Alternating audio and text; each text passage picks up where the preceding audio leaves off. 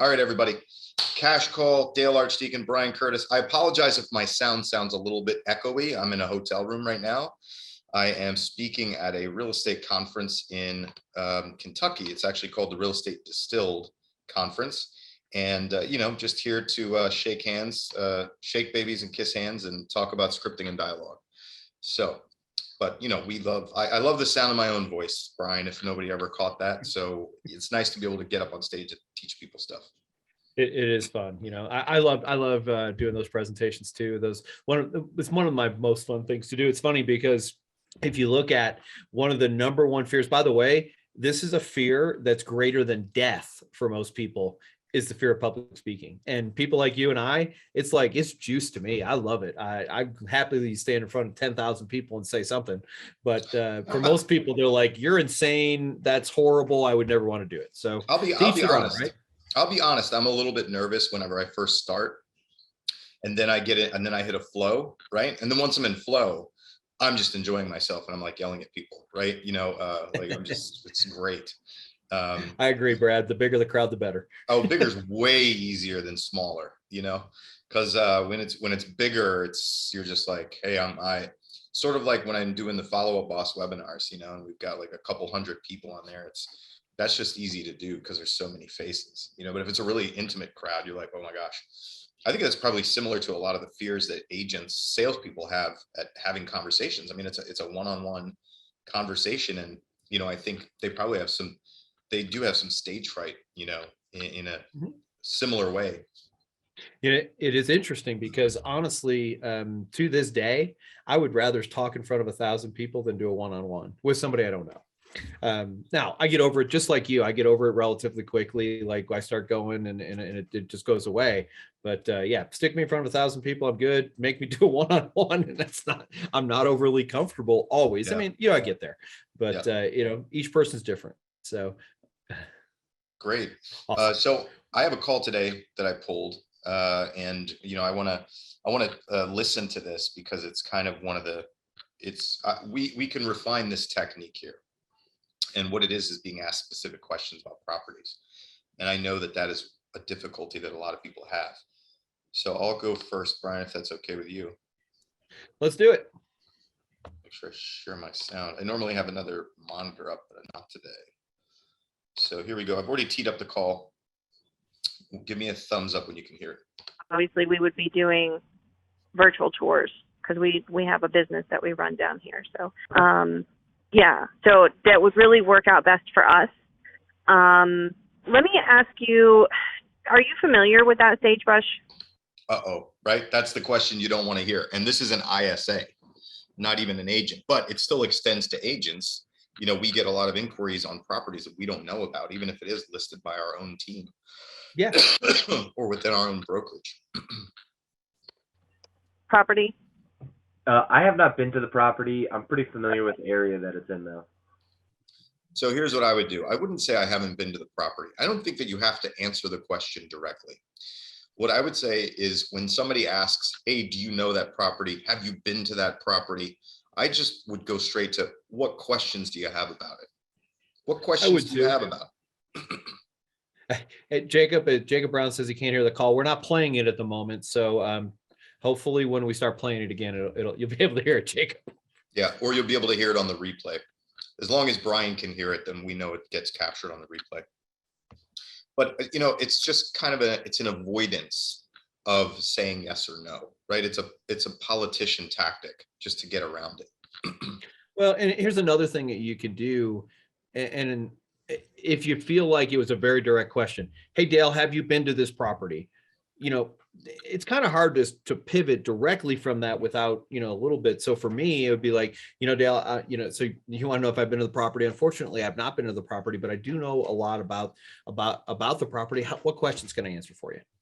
So I can pivot, and some people will go, well, I don't want to talk to you because you haven't been to the property, but most people will go, oh, he knows a lot about the property. He can answer the questions. Because the reality is I'm just looking at the thing, I'm just looking at an MLS sheet, or maybe it's not in front of me. So I'm winging it, because we get a lot of that, right? Yeah. As we're driving down the road, taking a phone call, you get a lot of that too. Yeah. Another phrase that I would give people is, what are you trying to figure out? Sure. Yeah. Hey, have you been to that property? Oh, what are you trying to figure out about the property? Again, just a shift straight right around it, like a greased pig. Somebody, one of our last episodes liked my greased pig analogy. So let's go on and see what happens. Okay. Because if you and I didn't really notice it until my husband had pointed it out, but if you kind of like look at the pictures, it looks like it's pretty steep, like the property line kind of, and the house is kind of set down off of this like steep kind of embankment. Are there a lot of like flooding issues in that area? Not that I know of. I actually think the incline of the hill that it's on, I mean, it might have some like water runoff, but I don't anticipate it really flooding at all. Now let's assume I'm in my car or at the grocery store at my kid's baseball game, right?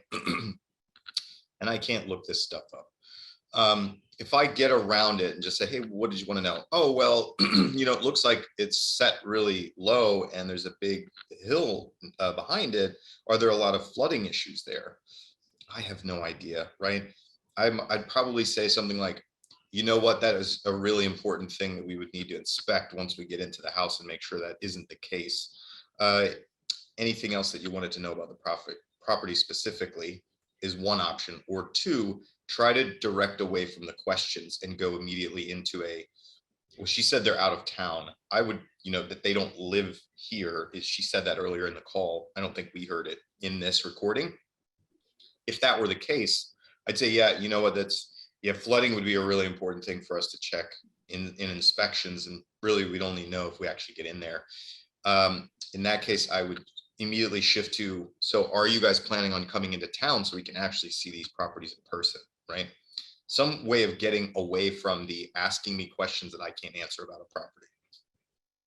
Yeah. And here's another thing I think is okay. Sometimes it's okay to say, I'm 100% sure on that. It's a really important question.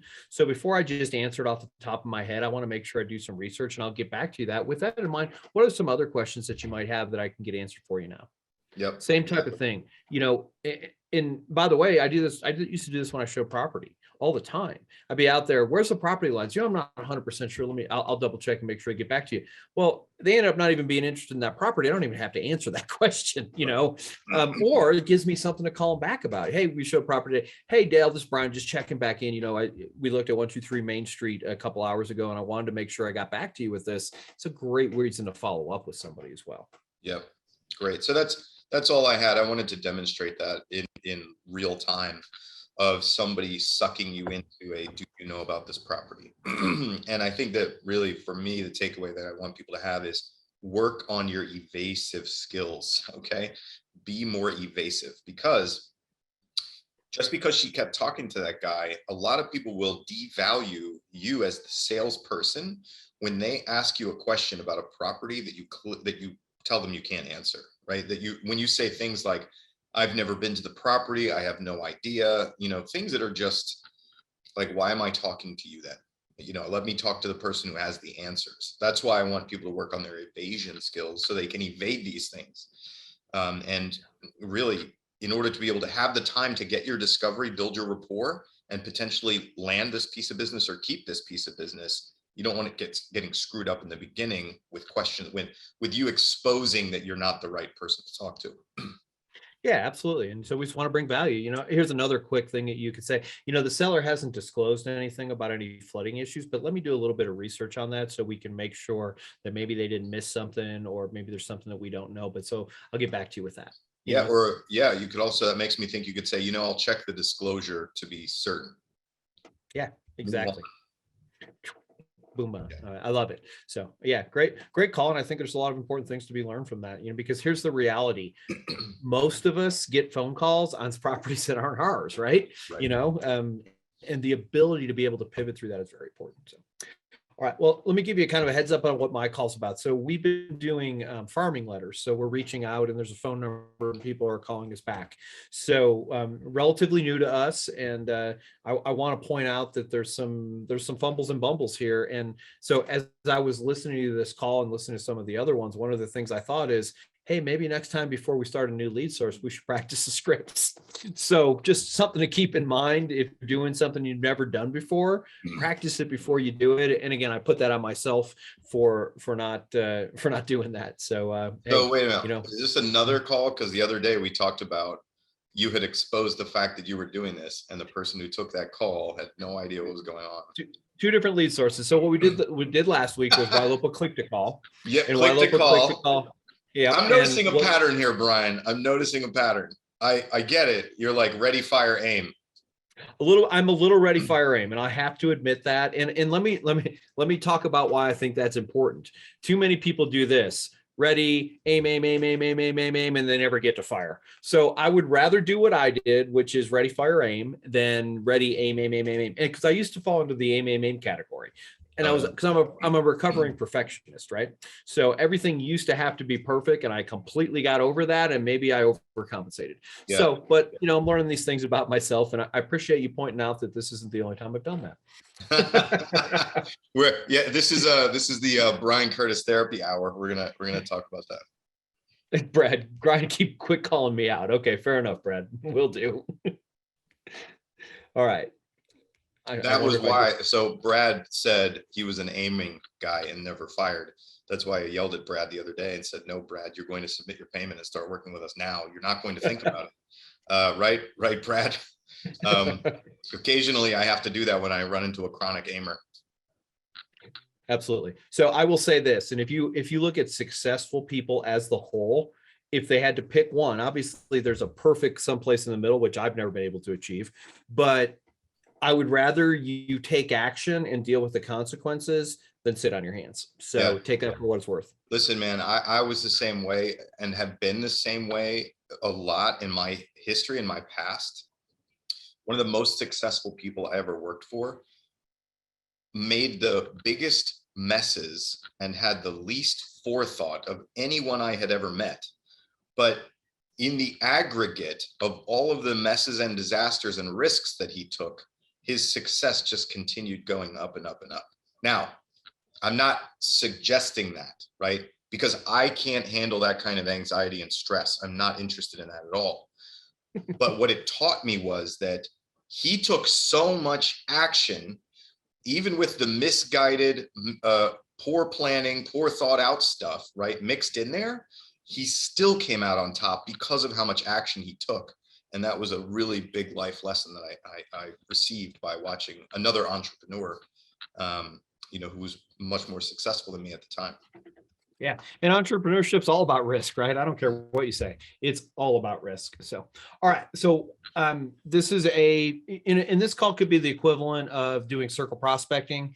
It could be the equivalent of what I did, which was basically farming letters with a phone number callback. So again, a little clunky, but I think there's some really good takeaways here and some things that we can learn from it. So, all right. Give me a thumbs up if you can hear me, Dale. I got a note in the mail saying you guys are interested in purchasing my property. Yes, sir. Yeah. We buy properties as well, but we've also got clients that. So let me say literally what the letter says. It's merge field with the person's name and address, and it says, "We have someone who's interested in purchasing your property." That's the entire letter, by the way. Got it. So, and I can hear like this poor sales guy or ISA who's like, "Oh shit, what do I do now?" Well, and I'll say this: this guy's the number one sales guy on my team. He'll close over 100 transactions this year. He did. I think he did good, but you and I, as professional sales people and trainers, you could just hear the oh shit moment. Yeah. It was in the absence that you could hear that it was the oh shit moment. Awesome. All right, we'll play a little bit more. That are looking for houses. Do you think you might have some interest in selling? Depending on the price. Okay. Do you mind if I get a little bit of information just so I can kind of track you down? Yep. Who I'm talking to? Okay, cool. Mm-hmm. What is the address of the property? It's 102 Veterans Parkway. Pause up. Okay. I want to say this is probably one of the best sales calls that we've played on here. And for those who don't understand why this is one of the best sales calls, is because this salesperson who was not warned about this or practiced on this or scripted on this just rolled with it, man. Just went into it, and like he was just like sales guy, man, like did it, you know what I mean? And really well. Like this, what I think that I hope that people can hear what I'm hearing and what you hear, which is dude just got dropped out of a heli and rolled. You know what I mean? Like just did it. Yep, exactly. What was your name? Matt Harper. Cool. Good to meet you, Matt. My name is Micah. Hi. So tell me a little bit about the property. What's the condition of it right now? Well, I just remodeled it in '08. I mean, it's got a few things that need to be addressed. I laugh. The guy said he just remodeled it in 08. That's 14 years ago. Right. Nothing That means you have a dated kitchen and a dated bathroom. Oh, sorry, one of my dogs. Yep. It's about 2,300 square feet, and I'm sitting on just under 2 acres on a corner lot.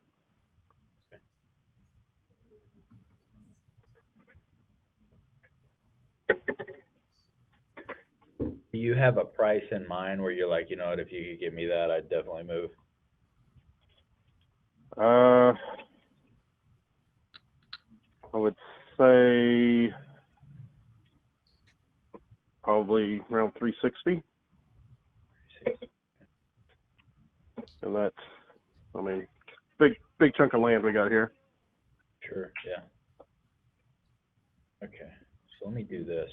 What I'm gonna do on my end, Matt, if it's okay with you, I'm just gonna do a little bit of research on the property and see if I can, just to see if this number kind of makes sense. And then I'll give you a call back, and if it does, I don't wanna waste each other's time, but if it does, I'd like to potentially see the property, but I just wanna do some surface level research on it. Is that okay? And I'll call you back? Yeah. Now, is the client, do you know if is it just a general, somebody may be interested in any home, or is there somebody actually looking at this specific property? We targeted the area. So we've got, and just to kind of give you an idea, we have about 30 agents on our team, and we're the #1 buyers agency group in the area. So we've got a ton of buyers, and a lot of them are, So again, this is going to come with practice that you're obviously your team's going to have to practice this stuff. The guy wants to start with yes. You know what I mean? I think we talked about this before, that there are certain people who are masters at yes.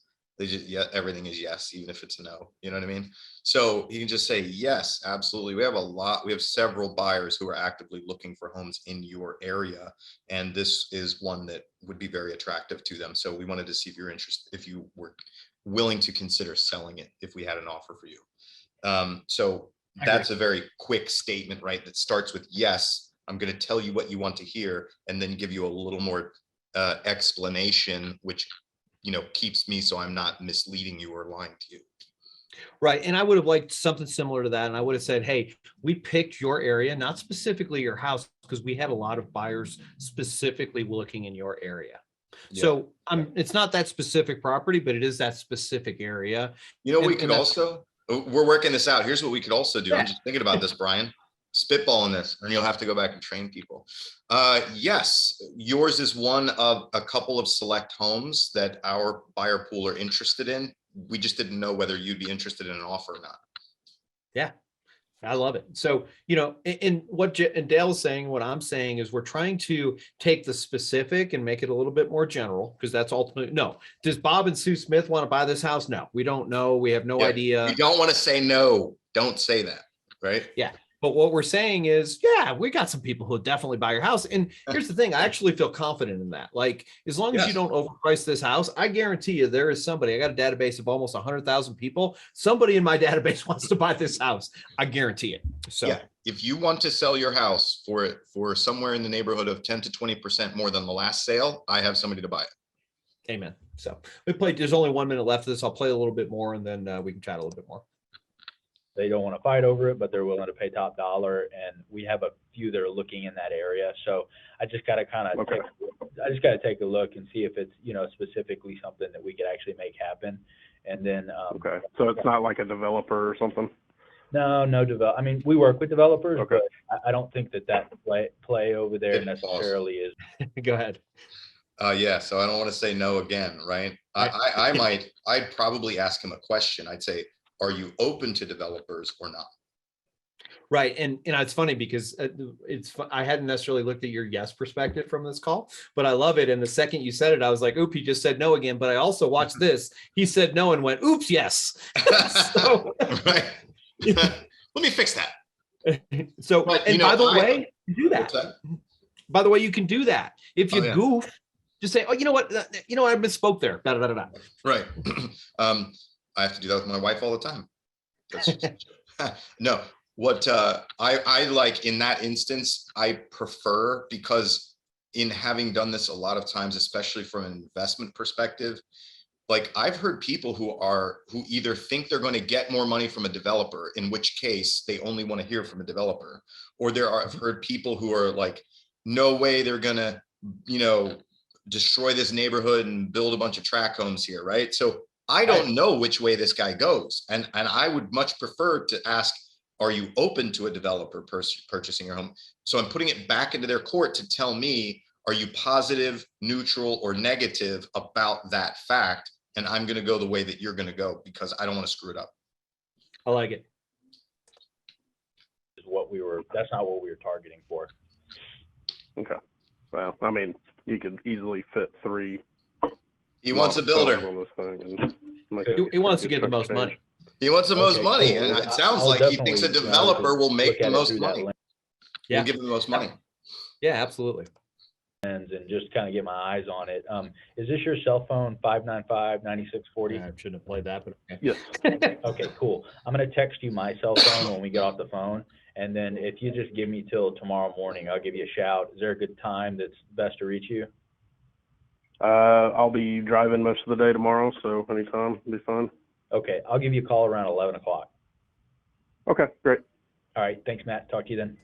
So I like how he buttoned that up with a very specific time. I think all too often people say, I'm going to call you tomorrow, I'll call you on Friday, or whatever the case may be. And that's not horrible. But if I can get someone to say, hey, I'll call you at 11 o'clock, when his phone rings at 11 o'clock, oh yeah, that's Micah. He's calling me because of this and this and this. So, and to your point, overall, a great phone call. We accomplished what we wanted to do. It sounds like he built some rapport. Here's one critical thing that I want to be of this call. You could tell when he was taking notes and thinking. If you can, try to avoid that. So learn to, and it's a hard skill because you're almost multitasking. I wouldn't call it exactly multitasking, but taking notes, stay out of your brain of, because he got a little bit in his head there. So why? Because it's uncomfortable for the person at the other end of the phone to have silence. Right. So unless you ask a question and then shut the heck up. But if you're not, and this is being recorded, so he was being recorded. He doesn't need to be taking notes necessarily. You can recap your notes after the conversation and you just put down whatever the high points are that you need to know about it. I do have some advice also for this lead type. In doing a lot of, it's very similar, like working rent by owners, basically where you sorry, something's playing. It's very similar to like rent by owners, where you reach out to a private landlord and ask them if they're interested in selling their property. Everybody wants to know what their house is worth. Everybody wants to know what somebody would give them an offer on it for it, right? However, what I found is that typically only the people who have a reason to sell and a plan for what happens after they sell are usually the only ones who actually execute on that, unless it's like an investment property or vacant land or something. If it's their primary, people who don't have a what's next and why I'm going to sell, don't do it. Yeah, I agree. I've got a call, one more, and it's 48 seconds long. So I want to play it, and I'm just going to play the whole thing. I'm not going to pause it because of plenty of time to talk at the end. I'm not even going to preface it. So here we go. It's interesting. This is the same type of call, by the way. It's one of these out of the blue calls. Curtis, not Curtis. Are you calling about it's Curtis Realty Group at HomeQuest Realty, and we did mail some letters out to some residents here in Northwest Arkansas and just trying to see if anybody would be interested in possibly selling. And if you're not ready now, it's more of just, no obligation for us to just kind of come out there and take a look at your house and maybe tell you what we could sell it for. And if you're ready in a year from now, then we'll be ready a year from now. So it's not we're not trying to come and sell your house out from underneath you or anything like that. Just trying to get some people to, some people are scared of the market right now, and we just want to help with those fears as much as we can. Well, my fear So here's what I thought, and Dale, I'd love to hear what you thought. I feel like this individual is trying to close every objection they've ever heard in the last year and a half before the person gave it. How did was there an interaction before the conversation, or because I didn't really even hear the beginning of the conversation? Did the woman call us?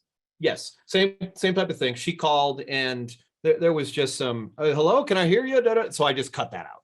But basically she, that's where it started. Can I hear the part before the agent started pitching?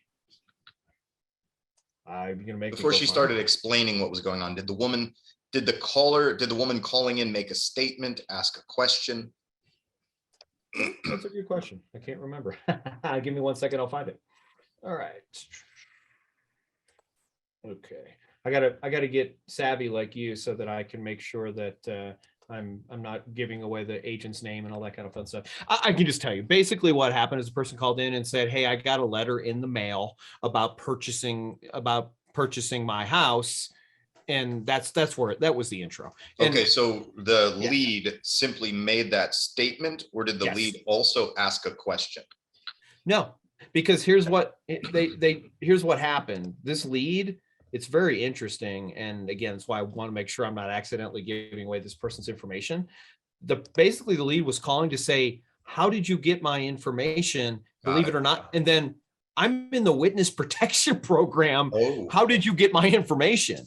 And basically the answer was, well, there's lots of data sources. By the way, for me, the answer is public records. And that's where we got this data from. You can get someone's name and address, the person who owns the house. Now, what's interesting is why the renter, because this is a renter, showed up. And it wasn't my point of the phone call to play that. My point of playing this was, don't close an objection before it exists. Oh yeah. Because the reason I was trying to rewind to that part is so that we could give people the scripting of what to do. And that what she did is what not to do. A lot of what not to do. Yeah. So, here's the thing. And I believe we all have some scar tissue from the last 24 months, right? And whatever market you end up with scar tissue from that thing. So like on the buy side, I hear this all the time, and I've just been hammering my team with this. Do not close this objection on the phone. And they're not closing the objection. They're actually creating it sometimes and saying, oh, by the way, do you have a whole bunch of money for an appraisal gap? And by the way, you're going to have to pay $20,000 over the asking price. I haven't even met you yet. You've just talked me out of buying a house. Right. And I feel like the same thing here. Hey, we're not calling to sell your house. We'll do this. We'll do this. We'll do this. Maybe she was excited and say, I just want someone to come over and sell my house. Right. We don't know because the person didn't say why they were calling. The person just said, hey, I got a letter in the mail and I'm returning your call. And then the agent went, bam, let me go in here. So I understand why you were asking that question. But yeah, one of the things that we've got to do is, and we all do this sometimes, and heck, I'm probably doing it right now, is we've got to get all this information out that we have, and we got to get it out. We got to get it out. We got to get it out. Slow down. Yeah. Ask questions. Answer the questions that get asked back to you. So we used to have a Cocker Spaniel when I was a kid. You ever notice how some dogs, especially like Cocker Spaniels, get so excited they like pee on your foot when they want you to pet them? I had a Springer. Same thing. Every time somebody came in our house, we would yell, "Don't pet the dog!" And for the first 30 seconds they were there, if you petted the dog would pee. Oh yeah. So that agent was like peeing all over the lead's foot, is what was going on. Very excited. And again, this is a new lead source for us, and clearly I need to do some better training. But I was going to say, Brian, I'm very excited for all the training opportunities in your company right now. And there's always training opportunities, ready, fire, aim. But, I think it's really important that we listen a little bit more. And it's so easy in this market to tell people all the stuff we know. And I'm not saying that eventually they may not need that information, but let's build some rapport. Let's find out what they want. Because seriously, when somebody tells me, it's not as much on this call, but some of the other calls, the market's really hard. You need a bunch of cash. You're going to have to pay more than appraised value. I'm like, shit, I don't want to buy a house. I mean, Yeah, seriously. I would have a little bit of an investigative conversation, but I would save that kind of like reality check for a Zoom or a face-to-face. Yeah, that's exactly what we've gone to. And we've talked about that at length. Like, look, we need to have this conversation. We need to be honest with people. So we're not, showing people 50 houses and they're writing offers $10,000 under asking price and don't understand why they're not getting them. That is our responsibility to educate that person, but not in the first 30 seconds that we've met them, because here's the reality. They're going to get on the phone with me and I'm not going to educate them, and they're going to like me better because I said yes. That's just a different version of saying no. When you tell somebody, look, you're going to need at least 20K in cash and you're going to pay more than appraised value.